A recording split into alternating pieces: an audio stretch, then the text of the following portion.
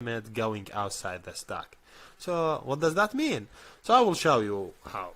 If I try to draw the stack, I will use this pen and I would support the stack in this way.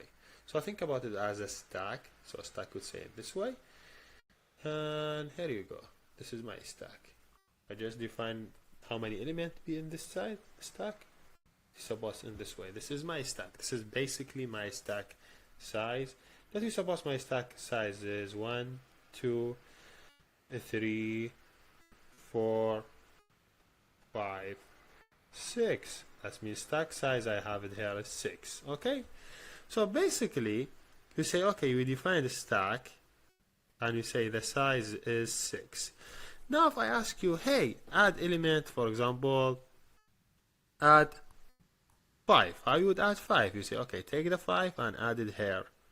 How much the top? First I have it, top is 0. When you add it, the top B, you increase the top by 1, so the top be 1, and you add 5 here. That's cool. Now I want to add another element. I want to add 8. So you'd say, okay, increase the top by 1, so the top be 2, and add the element in the index of 2. This is 8. Now I want to add more elements, so we suppose add 4. You say, okay, increase the top be 3, increase it by 1, and take 4 and add it in the index of 3. That's mean 4. And you continue same concept, like add 11. You say increase the top by 1, so the top be 4, and you add 11. So I say add 1. You say increase the top by 1, so the top be 5, and you say adding 1. Then add 6. You say increase the top by 1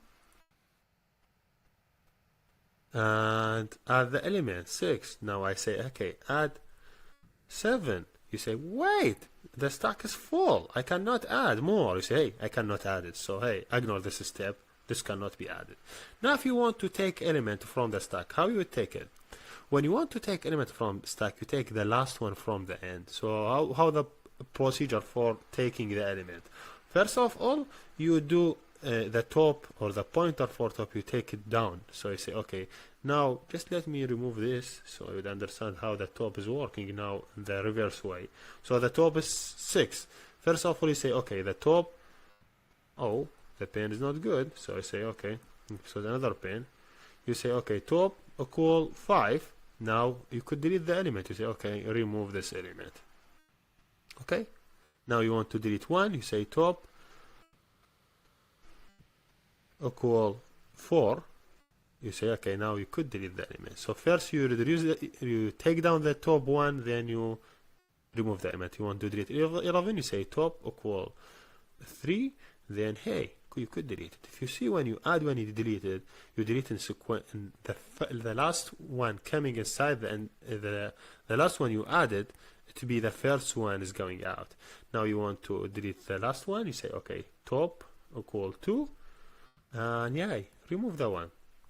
Remove the 4. You want to delete more. You say top equal 1. Hey, remove this one. You want to delete 5. You say, okay, top equal 0. Delete 5. You want to delete more. If you could get error. Why error? Because the stack is empty. You cannot delete more. No more data in the stack. So this is a basic representation of the stack. So what's the basic example you could get from this one? If I give you this number 1, 2, 3, 4, and I want you to reverse them. How would you reverse them? You say, okay, I would add them in the stack. Add 1, 2, 3, 4. Then just pop them from the stack. So when you pop, you have to first pop the 4, then pop the 3, then pop the 2, then pop the 1. So if you see, when you insert it, we insert in 1, 2, 3, 4. When you take the up, we take in 4, 3, 2, 1. So this is the basic representation of the stack. This stack, now you think about how you would represent this stack by code. There's 3 ways to represent the stack by code. You could represent it using array, normal array, as we show you, array with size 6. You would represent it using dynamic array, like with the size is doubled, and that's what you see in Java. They use direct implement using dynamic array, or you could use linked list, and this is the better one for represent stack for the size. Not better one in all cases, as I told you, in most cases. So you could use all of these, and we will discuss them in the code how we would represent all these three data structure. Now let us talk about the big O notation and how we find them. So let me start with searching or access. If you want to search for element, like for example 2, how you would search it? You would take n time until pop 1, pop 2, pop 4, pop 3, pop 2 until you find it. So this one you take n time. So searching take n time to search element. Access to element, same thing. It would take O of n until to access any element, because you have to go in same direction when you enter or when you move element. Now let's talk about two next concept. When you want to insert, how you insert element? You would insert it in the end, so it would take one process one time, so take O of 1, because you just insert at the end. You cannot insert in the middle of the stack. This is the concept of the stack. You cannot insert, you cannot add. Now I ask you add 5, you say add 5 in here. You cannot. When you add it in the end. This is the structure of this data structure. So take O of 1. Delete, same thing. When you delete, you could delete only the last element. So when you delete this one, then this one. So take O of 1.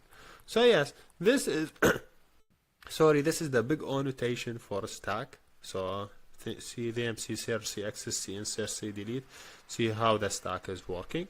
So now next when you see it in the problem, you'll understand how to analyze it. Are we done? And thank you for